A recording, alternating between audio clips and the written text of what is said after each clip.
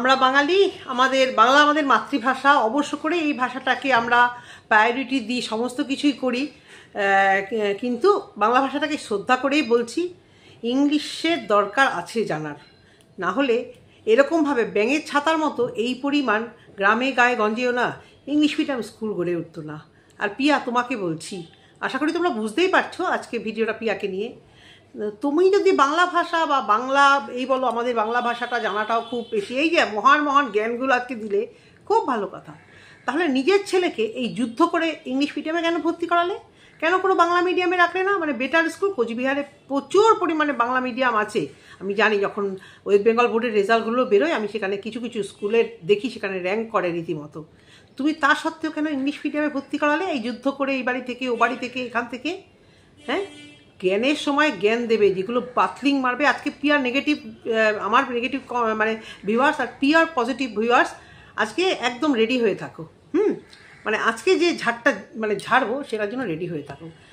তার আগে নিজের ইন্ট্রোটা দিয়ে নিই। সাজানো উপসংসার চ্যানেল থেকে আমি অপর্ণা তোমাদের জন্য নিয়ে আসলাম আরও একটি ভিডিও। কালকে সারাদিন একদম সময় পাইনি। তোমরা জানো, যারা আমাকে অনেকদিন ধরেই দেখো, যে আমার একটা অন্য প্রফেশন আছে। আমি কালকে সেইটার জন্য এতটাই ব্যস্ত ছিলাম, এবং রাত্রে যখন ফিরেছি তখন ভিডিও দুটোই আমি দেখেছি, টাইটেল দেখেছি কল্পনার পিয়ার, কিন্তু সেই শক্তি নেই।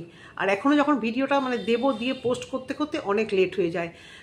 ঘন্টায় ঘন্টায় ভিডিও দেওয়ার সময় আমার হয় না। কিছু নিয়ে বসে পড়লেই সকালবেলা 7টা 8টা 9টায় ভিডিও দেওয়া আমার পক্ষে সম্ভব হয় না। যদি হতো আমি সত্যি দিতাম এই ভিডিওটা। নিশ্চয়ই অনেকে দিয়েছে, তোমরা নিশ্চয়ই অনেকের ভিডিও দেখে ফেলেছো।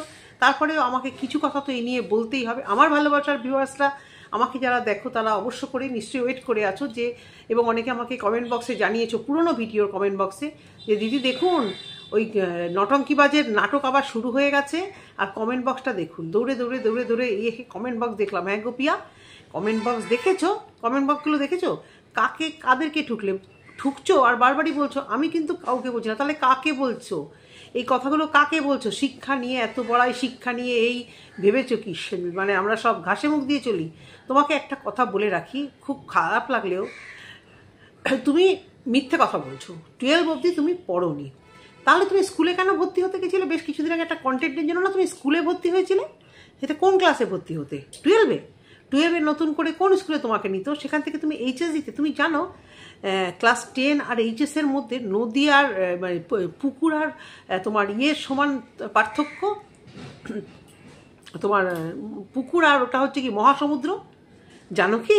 তুমি তো পড়াশুনো করেছো, তুমি সব জানো।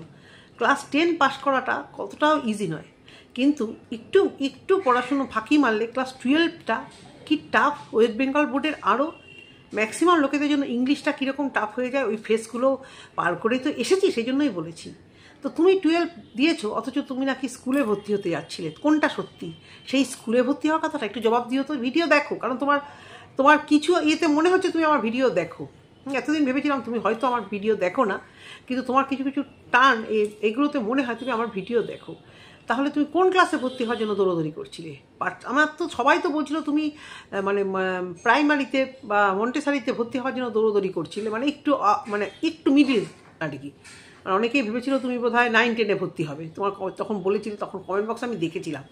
আমার কোনো আইডিয়া ছিল না, কিন্তু আমাকে তোমার পাড়া থেকে অনেকে জানিয়েছিল তুমি 10 পাস, আর এটা তো সত্যি কথা। 8টা একটু হালকা, 9 আর 10 সেই অর্থ ভীষণভাবে টাফ। আবার 10-এর পর 11টা একটু না, সায়েন্স নিয়ে পড়লে সিবিএসসি বোর্ডে কখনোই হালকা না, একটু হলে হালকা হলে। 12টা আবার ভীষণ টাফ। আর তুমি যখনই 10 পাস করে তুমি যতই 12-এ যদি পরীক্ষাও দিতে, তবু তোমাকে 10 পাস 12 ফেল বলা হবে। তোমার ডিগ্রিটা শুনে রাখো। তোমার কথা অনুযায়ী তুমি যদি একটা তুমি পড়োনি, মিথ্যে কথা একদম আমার মানে মনেই হচ্ছে না তুমি 12 অবধি পড়েছো। আমি একদম মানে কিছুটা আইডিয়া করে, কিছুটা তোমার অ্যাটিটিউডে বোঝা যাচ্ছে 12 অবধি তুমি পড়োনি, তাহলে তুমি স্কুলে যাচ্ছিলে কেন? এটা তো একটা কথা। আর তুমি 12 ফেল, একটা এই ডিগ্রিগুলো দেয় কেন গো? 11 থেকে 12-এর ডিগ্রিটা একটা বোর্ড দেয় কেন? আবার 12-এর পর থেকে 3 বছরের কোর্স করলে গ্র্যাজুয়েশনের ডিগ্রি দেয় কেন? আবার গ্র্যাজুয়েশনের থেকে কোর্স করলে এমএ পাশের ডিগ্রি দেয় কেন? এবং সেই ডিগ্রির ভ্যালুটা কি? নিচ থেকে উঠতে উঠতে তো তুমি বললে 1-2 এর দাম আছে। একদম 1-2 এর দাম আছে। ওই যে শুধু সাক্ষরতা অভিযান যখন হবে বলবে আমি নাম লিখতে পারি, তাহলে 1, 2, 3, 4 এর দাম আছে। তাহলে এই বোর্ডগুলো রাখে কেন? একটা করে বোর্ড ধাপ পার হয়, একটা করে ডিগ্রি মানুষের কাছে কেন আসে? ইউই আমি সব বুঝি, এমনি শিক্ষার ডিগ্রির দাম আছে। এমনি খুব ভালো গান পাড়া আর একটা ডিগ্রি হাতে নিয়ে ঘোরার মধ্যে এখনো অবধি টিলডে আমি মনে করি দাম আছে। ট্যালেন্ট থাকতেই পারে, হয়তো তোমার কোনো কারণে হয়নি সেটা আলাদা কথা, কিন্তু দাম আছে। 100 বার তুমি তোমার যাকে ঠুকেছো, 100 বার নখেরও যোগ্য না। যদি মানে গ্র্যাজুয়েশন কমপ্লিট করে আর তুমি করনি, সেখানে তুমি হেরে মেরে ভূত হয়ে গেছো। তুমি বিয়ে করেছো, পাকামি করেছো, এটা পরের কথা। আর তুমি তো নিজেই বলেছো তোমার কত ছোটো বয়সে বিয়ে হয়েছে, তাহলে তুমি 12 অবধি পড়লে কী করে? 12-এ যখন পড়ো তোমার এখন তো ব্যাপার, তখন নিশ্চয়ই 17+ হবে, মানে মোটামুটি 17+ই হওয়ার কথা, 16-17 এরকম মাঝামাঝি।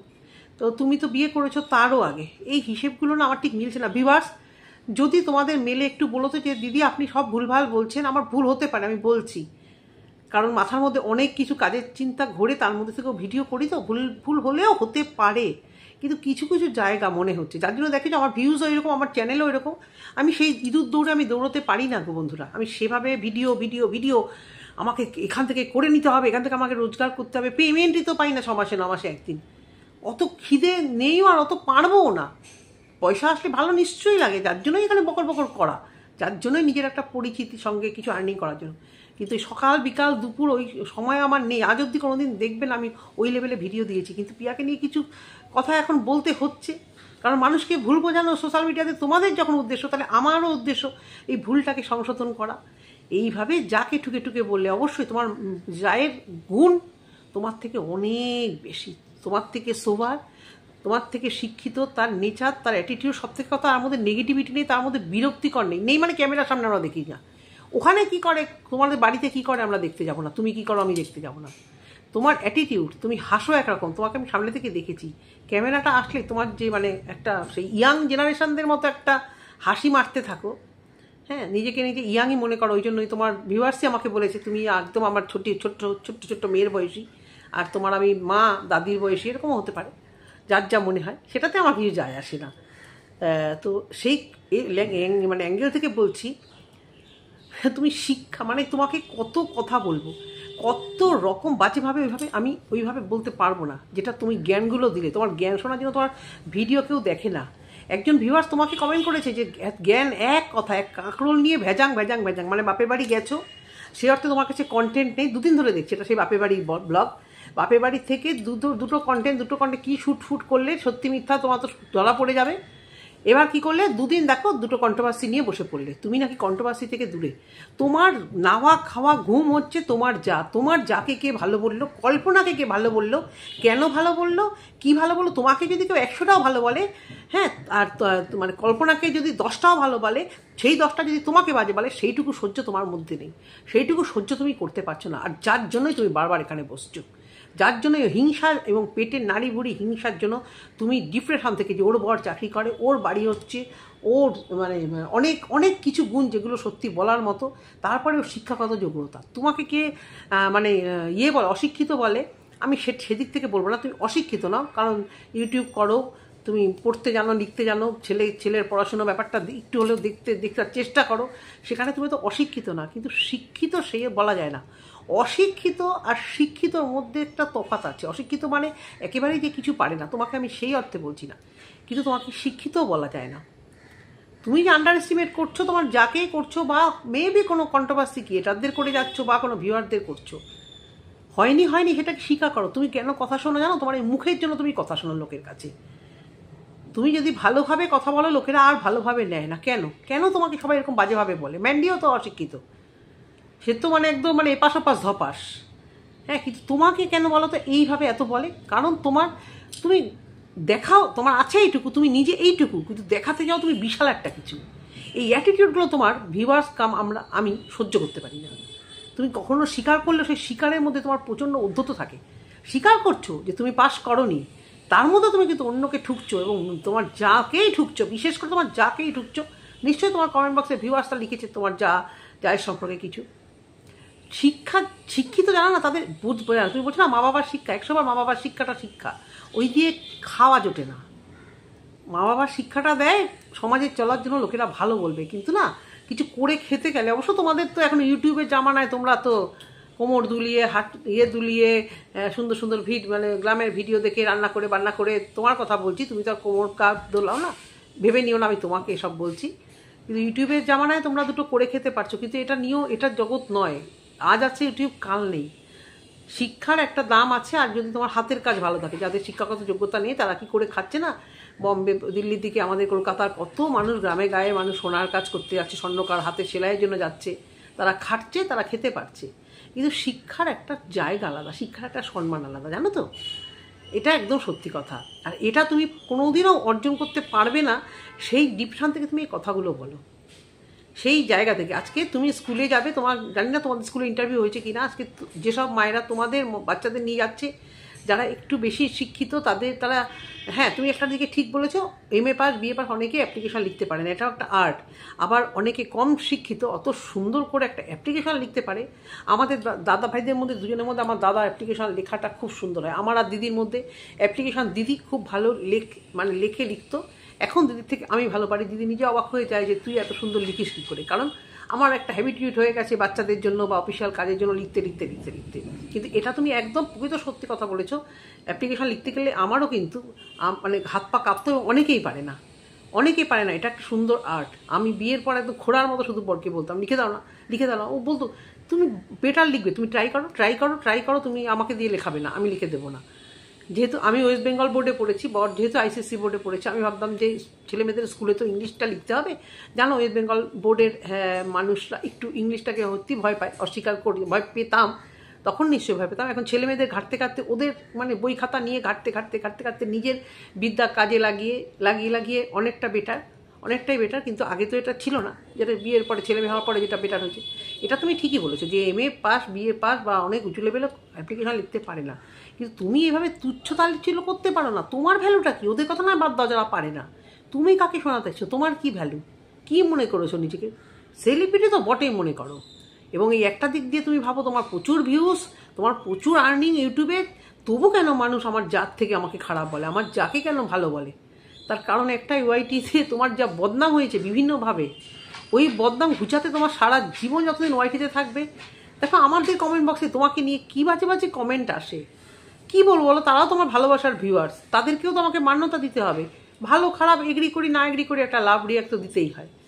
কিন্তু মানে অনেক খুব বাজে কমেন্টও করে, যেগুলো হালকা করে ডিলিট করতে হয়। খারাপ লাগে যে বলছে তোমাকে নিয়ে, কেন এই সমস্ত আসবে কেন তোমাকে নিয়ে?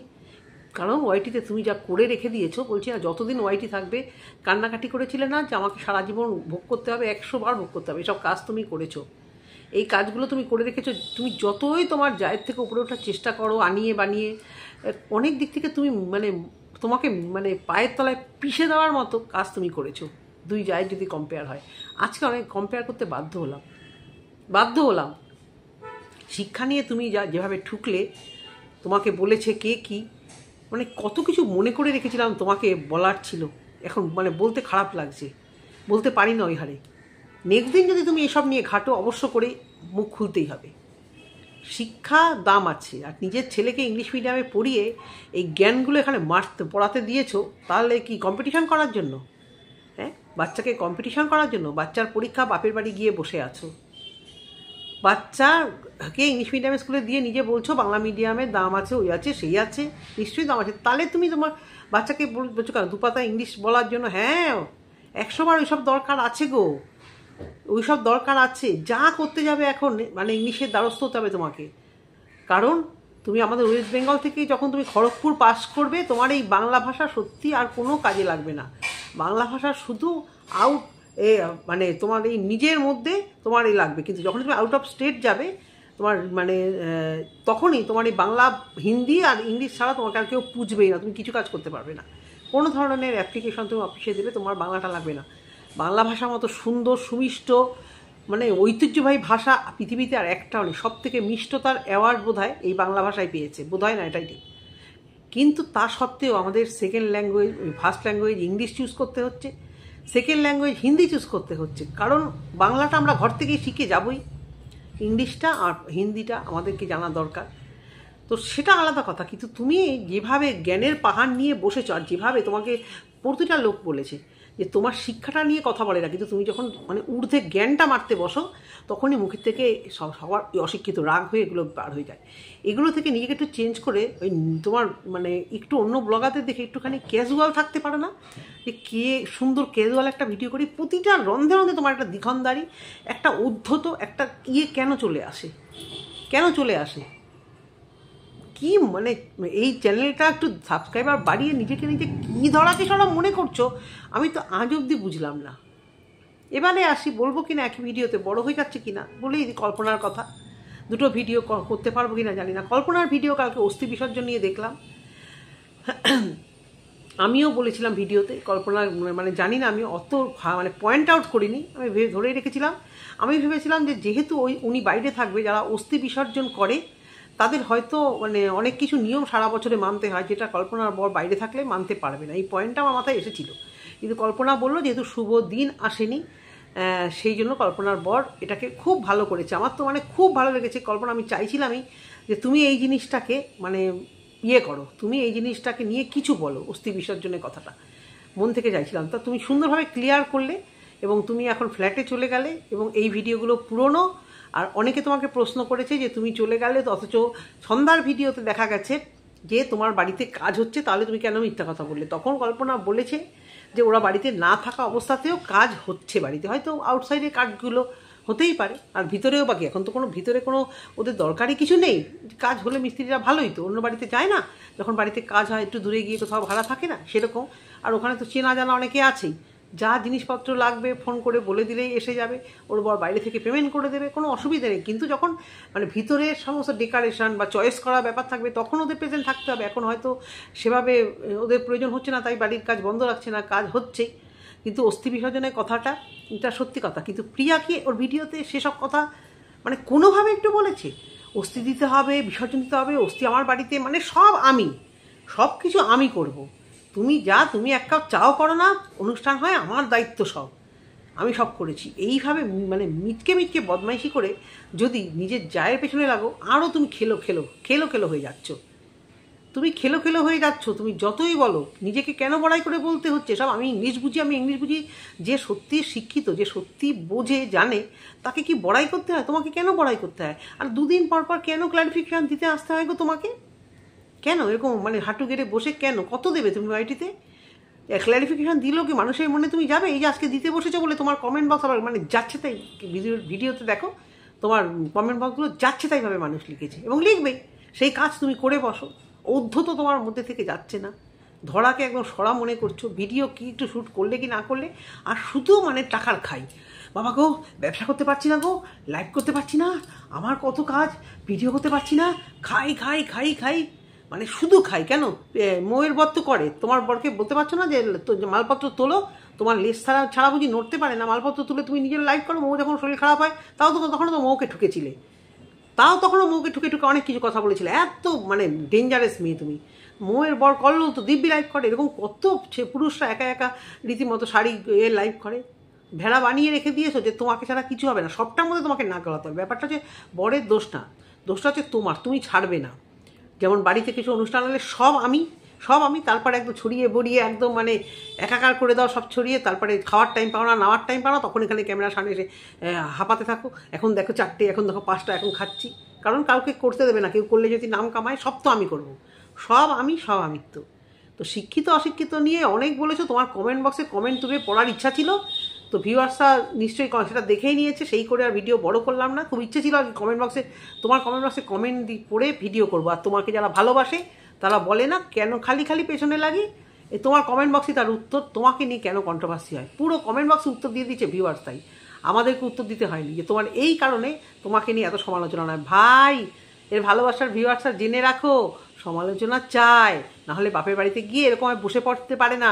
ভিডিওটা বড় করতে হবে না, তাহলে গালে হাত দিয়ে বসে পড়ি। কবে থেকে সেই লোকেরা অশিক্ষিত বলে, আজকে তার উত্তর দিতে বসতে তো হবে। সামনে পুজো আসছে, ভিউজ বাড়াতে হবে, বুঝতে পেরেছো? এটুকুই বলার। যদি খারাপ লাগে আমার কিচ্ছু করার নেই। তো ভিডিওটা যদি ভালো লেগে থাকে বন্ধুরা, তবে অবশ্যই করে কমেন্ট সেকশনে কমেন্ট করো। আশা করি তোমাদের মন রক্ষা করতে পারবো। যারা অলরেডি পাশে ছিলে তাদের ধন্যবাদ জানিয়ে ভিডিওটা শেষ করলাম। টাটা।